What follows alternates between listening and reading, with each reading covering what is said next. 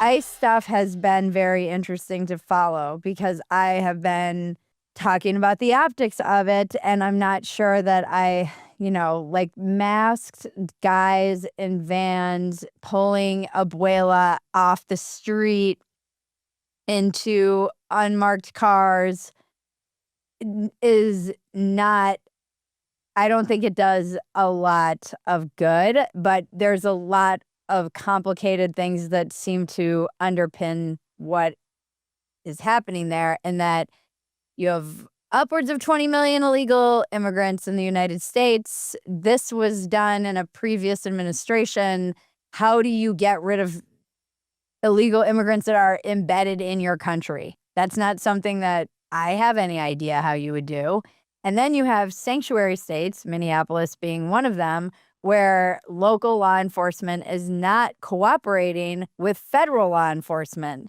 So instead of picking up these child rapists or whoever they're going after in some of these instances, and because they're starting with just trying to get rid of all of the illegal immigrant criminals, and instead of arresting these people and handing them over to ICE, they're oftentimes letting local law enforcement, letting them go back into the communities, which then forces ICE into these situations where optically it looks horrible, but they're having to go to homes and they're having to go to wherever they're trying to pick these people up.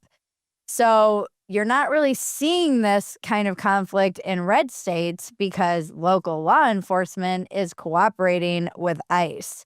Whereas in blue states, sanctuary cities, you are seeing a lot more of this overt conflict because the local law enforcement is not just, they're in conflict with the federal law enforcement, and then that emboldens the citizens to kind of take matters into their own hands as well. You also have, the reason you say this is like George Floyd, but it's not really, like their heart really isn't in it. You're seeing kind of this, it's like the revolt of the liberal white woman in many respects. And that's, I think, again, where it feels different as someone in America.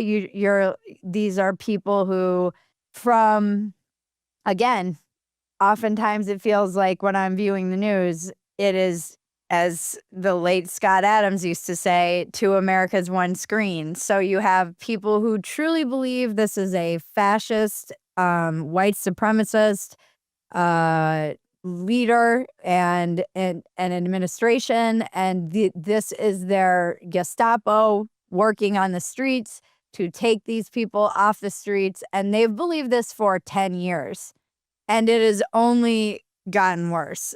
And I always think about, how much of this stuff becomes like a self-fulfilling prophecy.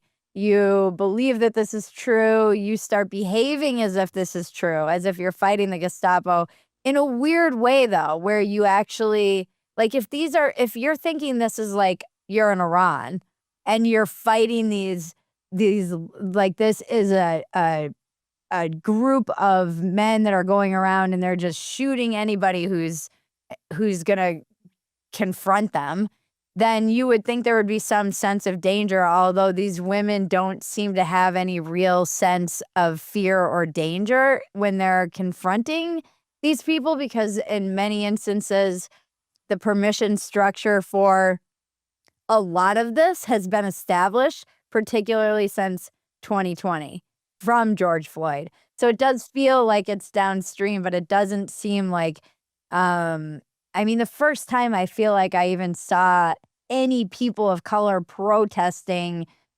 on behalf of Renee Good was at this church that they invaded with Don Lemon over the past weekend. But up until that point, it was very much like this kind of liberal, they're calling them wine moms, as the people who are heading these protests. And it's not like you see it kind of pop up some places, but it's certainly not, it doesn't feel like 2020 at all to me. It feels more like a sad 2020. Yeah, yeah. I think that's a very good description.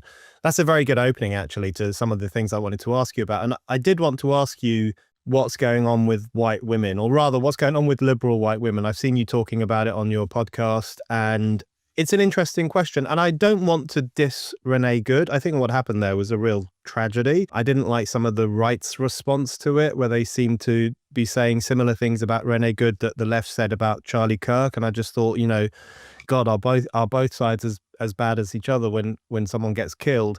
But I guess to kick off, even though it's a horrible topic, I did want to get your thoughts, because I'm just interested to know what Bridget Phetasy thinks on this question about the killing itself. So many people have fallen into line, some saying this was a crime, it was outrageous, there was no justification for it whatsoever. And then, of course, other people saying it was fine, she was about to kill him with her car, he had no choice but to stop her.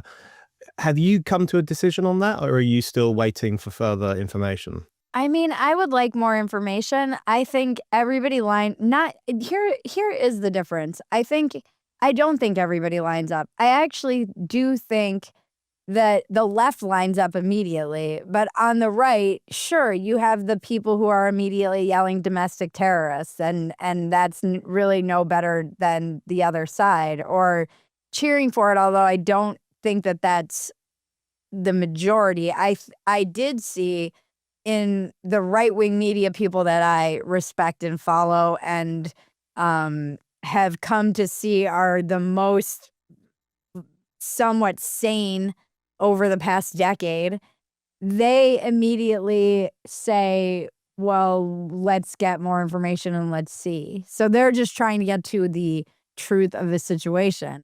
There's going to be a trial about this. Like, we're going to find out a lot more information. And I don't think that I generally wait to try and find that out. My question is like, I try to put myself in the mind of a person who has, as somebody who was a kid, what would override my self-preservation? The feeling that, well, I have this kid, the father's dead, I'm their only parent. What would possibly override that being my priority? And all I can think is that you are captured by an ideology. You truly believe that this is like the next Hitler. Trump is literally Hitler. This is something that they often repeat and believe, and or you're in a cult. Or you're just crazy, or is it like you don't have any inherent sense of danger anymore because you haven't really suffered any consequences for mouthing off or being like, we saw this in 2020. You could throw water bottles at cops, people were spitting on them. There is, and this is something that is very frustrating as someone who's observed the culture wars now for longer than I would have ever expected in my life and commented on them. There is one side in America that is constantly exercising an enormous amount of self-restraint in the face of constantly being goaded. Just constantly having people being like, hey, we're going to come into your church in a city where there was a shooting in a church 5 months ago and 2 kids died. And you're just going to keep on pushing and keep on pushing. And I was talking to Michael Young, Local Distance, about this, and we were talking about this on Dumpster Fire. This is actually in a lot of Marxist tactic books. It's not the action, it's the reaction that they're trying to get out of you for the optics. And so a lot of this stuff feels very frustrating. And even as somebody who in my youth really bought into a lot of the one-sided propaganda, like hands up, don't shoot, I took that as gospel, and it's not true. Like, the whole thing isn't true. And had I stayed in the left-wing media ecosystem for the entirety of my life, I don't know that I would know that has been debunked and is not true. I would Yeah. still believe that. Yeah, it's so not true. You know, hands up, don't shoot. It's not true in the US, but it's even less true in Britain, where unbelievably that slogan, hands up, you know, don't shoot, became popular here after the George Floyd killing. And our cops don't even have guns. It was so bizarre to see kids. It's like, what are you playing at?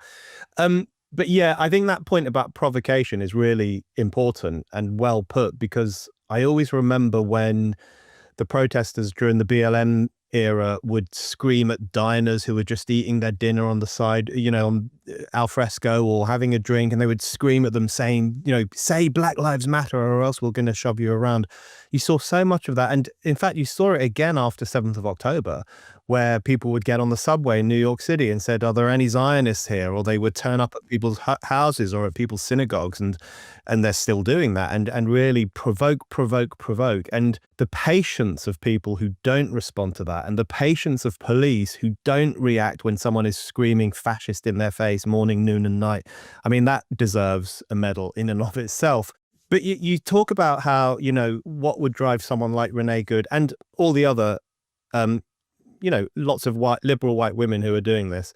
And you say it's that kind of ideological thing. What's going on with these kind of women? Is there an ideological capture?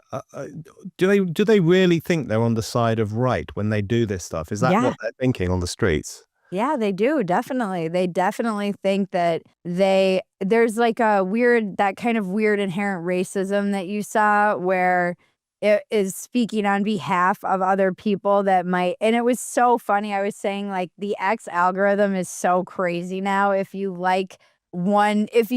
stop and play one video or like one thing, it will just give you a million more of that. And in the wake of this, it was all I saw one video of a black man commenting, and he was like, "Girl, what are you doing?" Because we were like, it was, if you really purport to understand the black struggle in America, you would know you shouldn't be not listening to law enforcement when they tell you to put your hands up and get outside of your car. Get out of your car.